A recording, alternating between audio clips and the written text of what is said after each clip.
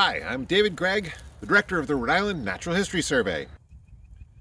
In October 2022, the Natural History Survey organized a research symposium for all those people studying pollinators in Rhode Island. It's been a bit of a boom industry lately, what with the collapse of pollinators, and this is the third video that's come out of that symposium.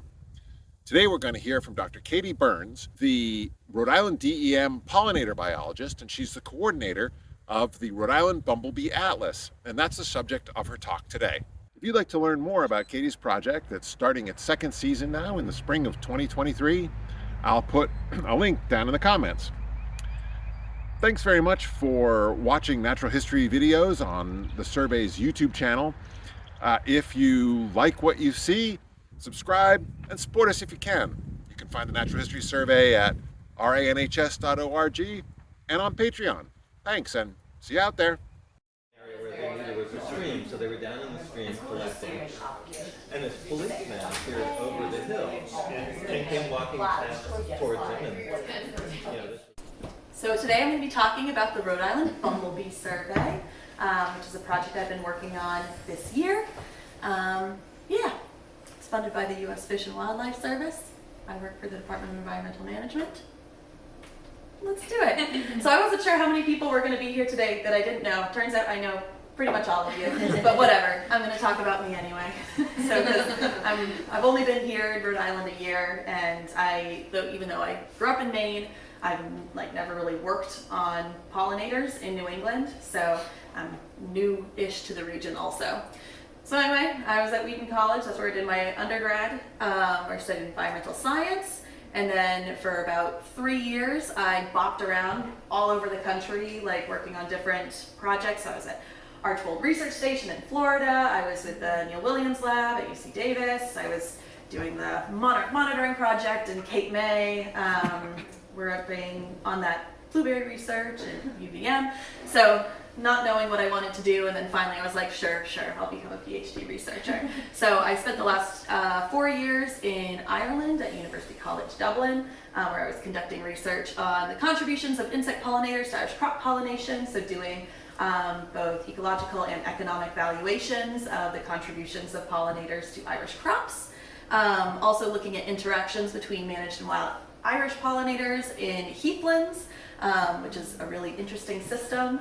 And then also doing some social science and looking at the public perceptions of pollinators. My advisor was amazing and let me just basically let my curious mind go wherever it wanted to go. So I was very, very lucky there. And then in 2021, I was hired as a Wildlife Management Institute contractor with the Rhode Island Department of Environmental Management to work on the Pollinator Atlas, the Rhode Island Pollinator Atlas. So what's that? So the Rhode Island Pollinator Atlas is a brainchild of Jay Ozenkowski. He really wanted to do work with pollinators, wanted to get the Department of Environmental Management more involved in the very sexy topic of pollinators. Everyone's really into it right now. But they didn't have any entomologists working on the planning part of it. So finally they just wrote a grant to hire someone to plan it. And so that's me. I was hired in November, so I've almost been here a year. But the overarching goal of the plan was to comprehensively inventory Rhode Island's pollinating insects with implications for future management, and then also a large outreach component where we would both bring in volunteers who would help collect this data, but also hopefully engage the public in pollinator conservation and generally get them excited about it. So a few initial challenges cropped up immediately after I was hired. Didn't necessarily bring them up during the interview process because I was like, please hire me. I'll fix it all once I'm there. So first of all, there's so many pollinating insect groups. So what is a pollinator atlas? You could stretch that as far as you want. Do we want to focus on just insects? Do we want to bring in birds and other critters? And then even if we focus on just insects, you can do all sorts of groups. And then all these different groups, they had originally kind of thought when they planned this, you go out with a net and some eyes and you just capture everything. And unfortunately it doesn't work that way.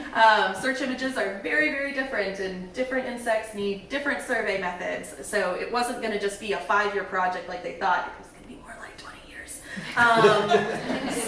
Which I was like, that's fine, job security.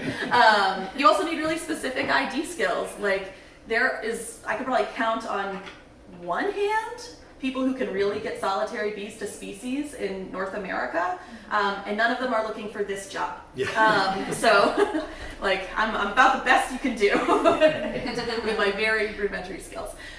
So eventually what we decided when we were doing these initial planning stages is that the main insect groups that we were going to focus on were bees, butterflies, moths, and then my pet favorite, syrphid flies, because I think they are, right? Yes, thank you. Because I think they're super underappreciated, super important pollinators, and definitely need better PR. So I was like, let's do it.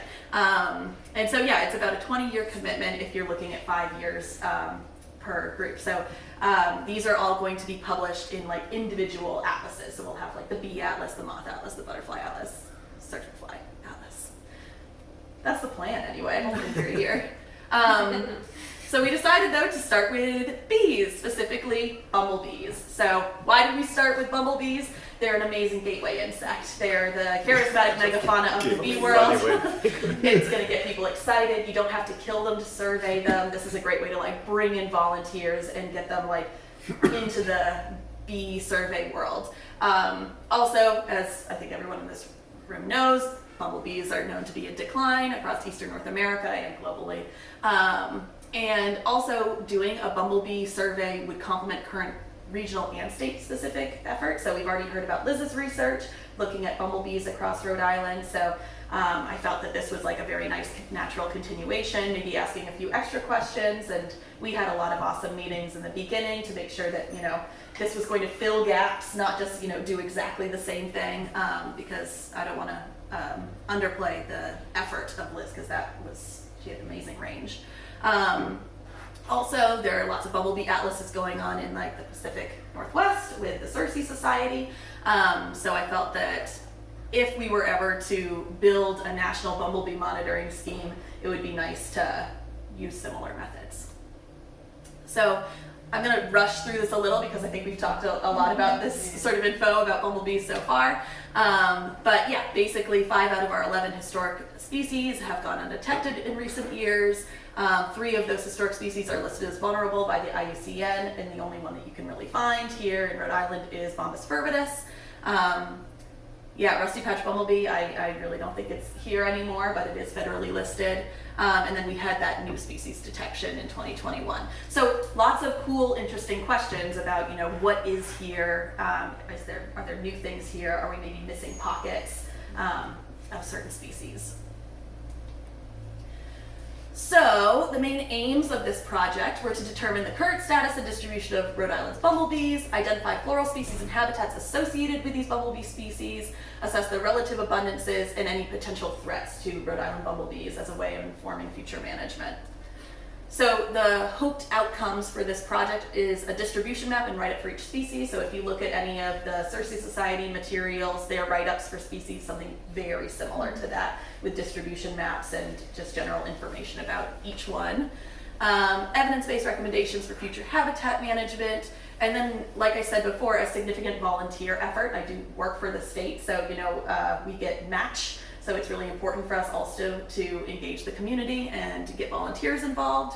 And then also it's just an exciting way to get people excited about pollinators. Okay, so let's get into the meat of it. So these are the general methods of what we decided to do. So it's very, very similar to the Pacific Northwest Bumblebee Atlas and all of those other bumblebee atlases by the Circe Society. Again, because I thought it was important that if we ever wanted to smush our data together, it would be compatible. Are those are the same as the bird atlas blocks too, right? Yes, Yeah. Good eye. I'm going to talk about that in a second. So we decided on a 3-year data collection period with a pilot season in 2022. So we're about to wrap that up, and then there'll be 2 full data seasons after that, so into 2024. So as you noticed, we divided the state into 165 grid cells using the exact same grid pattern as the Rhode Island Breeding Bird Atlas. We're really, especially on the non-game side of things at DEM, trying to push for more interspecies management. So I felt it was important to use the same grid block system so that hopefully if there was any overlap in important habitat, we could make... And any landscape analysis you do for one will carry over to the other. Exactly, yes. I think we could produce some really interesting maps at the end of this. And so the plan was to have one volunteer pick each grid cell because we only had 3 years to do this, and that's about as comprehensive as we can get. So within each grid cell, we asked each volunteer to pick a 1 hectare or 2.5 acre site. It doesn't have to be a square, but any sort of site with flowers within that cell, and visit it once a month from April to October. So I underline this because this is one of the main differences between this survey and the Cersei Society Bumblebee atlases. So they asked that people only visit maybe 1 to 2 times, and it doesn't have to be the same site every single time, only between June and August, because that's like the time when there's the most bumblebees around. But I was really interested in seeing more accurate phenologies of these species, and also I feel like there's a really great benefit to revisiting a site every single month, because you might find information that would otherwise be missed by only targeting really floral rich areas, like when they're in full bloom. So maybe getting some of these odder floral associations, and also seeing how a site changes over time. You know, are you seeing a lot of bees and then suddenly it's mown and suddenly you don't see anything? Again, looking to see how we can inform future management. So each of these surveys is 45 minutes long, person minute. So if you have 2 people, it's 22.5 minutes, 3 people, 15, so on and so forth. And we asked people to look for both bumblebees and eastern carpenter bees because it's a very similar search image, and we eventually are going to survey all of the bees, hopefully. So we figured might as well get the eastern carpenter bee in here too, and also do a rapid habitat assessment. So for these point surveys that our volunteers did, we asked them to do it on warm, sunny days. Well, I think a lot of us are very familiar with, you know, when you go out and do these types of surveys, but maintaining a steady pace as they walk around the site and catching and chilling all bumblebees and large carpenter bees. And the reason we did this is because we asked everyone to take photo vouchers of everything, since we're doing non-lethal surveys. And because we're working with people of varying expertise in terms of bumblebee ID, we do put them all through training. It's important for me to check everything, and eventually my technicians to check everything. My hypothetical technicians that I hope I get. It's a lot of work. Same with the forage plants. We asked everyone to take pictures of those for ID. Yeah, so a pretty significant effort. And then once they're done with that, doing a quick habitat assessment, looking at the habitat type of the survey as well as the surrounding area, just to get an idea of what might be important for nesting, looking at the percentage of bloom and also the number of flowering plant species. I did just ask Julia about this, about actually identifying each individual blooming plant species in the area. We didn't do that. We decided that that was the one thing we were going to cut that might have been interesting data in the name of like keeping our volunteers happy, because it's already a really big commitment to do this, and the fact that people are doing it for no pay is like blows my mind, and I'm so grateful. And so I'm like, okay, I also can't have them ID every single plant in this plot. So that is unfortunate, but luckily, again, this is why the group effort is so important. You guys have good data on that also, so I wouldn't necessarily be filling a gap there.